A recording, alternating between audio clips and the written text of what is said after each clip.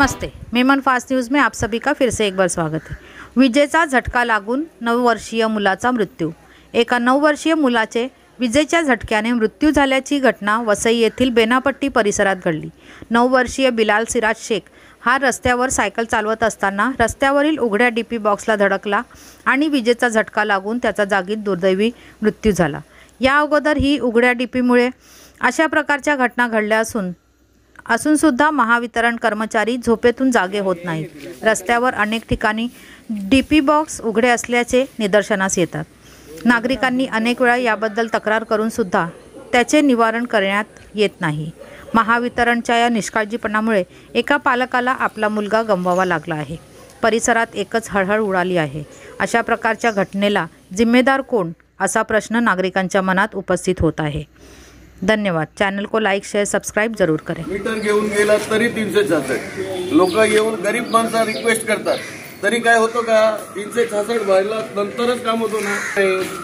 हे काम का करत नाही तुम्ही? आप लोग जो काम करते हो खाली मीटर लगाने का मीटर करते हैं, बाकी का काम नहीं। जब तक हफ्ता नहीं होगा तब तक काम नहीं करो। देखा कभी आपने? आप अफसर हैं, साहब है ना? कभी घूमे आप लोग? कभी आपने देखा कभी किया कि ये आदमी क्या काम कर रहे लोग? आज आए हो ना, इसके पहले कभी आए क्या? 1 नहीं 2 नहीं 4 नहीं। आम्ही केवढे ऐकायचं तुमच्या स्टाफचं हे सांगा मला। ड्यूटेड है ना, आप नहीं करें। 29 का 30 तारीख होएगा ना, फटाक से सुबह 11 बजे कट कर देंगे आपका आदमी आके। आप पूछा के सामने देखो भाई तेरा है कि नहीं है।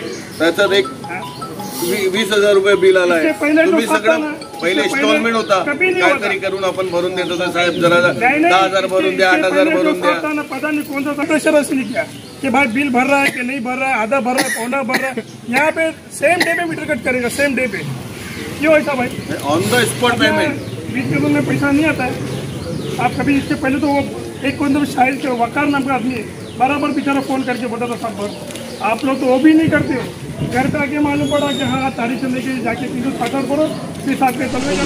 तुमचं नाव काय आणि जो मुलगा मयत झाला आहे त्याचं नाव काय आणि तो किती वर्षाचा आणि ही घटना कुठे घडली आणि कशी घडली? माझं नाव इरफान अंसारी आहे। तो माझा भांजा आहे, त्याचं नाव जियादुल शेख आहे। त्याचे वय 9 वर्ष आहे।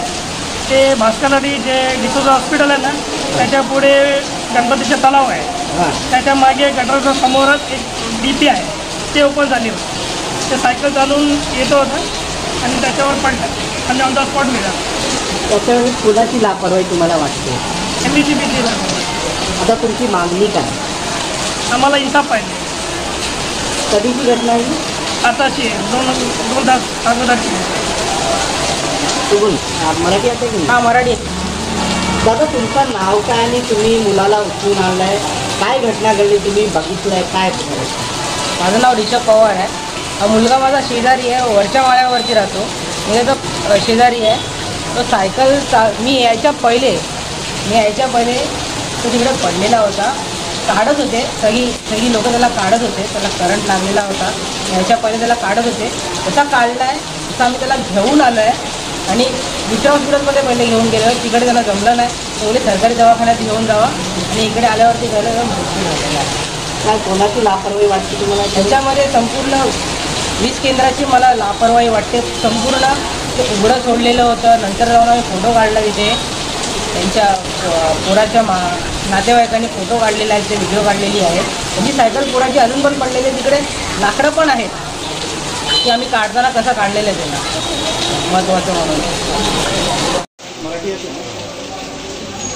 तुमचं नाव काय आणि काय तुम्ही पत्रावर केला आहे? पूर्ण ते डीपी ओपन आहे, आज एक मयत झाला, याच्यामध्ये कोणाची लापरवाही? याच्यात कंप्लीट पॉवर हाऊस याची लापरवाही आहे। MBCची हे नवीन साहेब माधवी साहेबची बदली झाल्यानंतर हे जे साहेब आलेले आहे ते कोणत्याही कामाचे नाही। मी कमीत कमी 10 वेळा पत्रव्यवहार केलेला आहे की हे केवढी डीपी उघडी आहे, कोलीवाड्याचे दिलेले आहे, केवढी जागाचं मी पेपरवर्क केलेलं आहे। त्यांना मोर्चेचं पण मी दिलेलं आहे की यांच्यात कोणीही अपघात होणार। आज अपघात झाली, याचे पहिले पण एक अपघात झालेली पाशुबंदरला, तेव्हाही यांची लापरवाही होती। आज पण यांची लापरवाही आहे। यांच्यावर कडक एकदम कारवाई झाली पाहिजे। हे नुसतं या साहेबांची बदली झाली पाहिजे। हे साहेब काय कामाचे नाही, इकडे नुसतं खुर्ची तोडतात आणि खुर्ची येऊन बसतात, काय कामाचे नाही। झालं ना? अरे कंडिशन बघा ना, या इथे इथं चालू कर्जाचं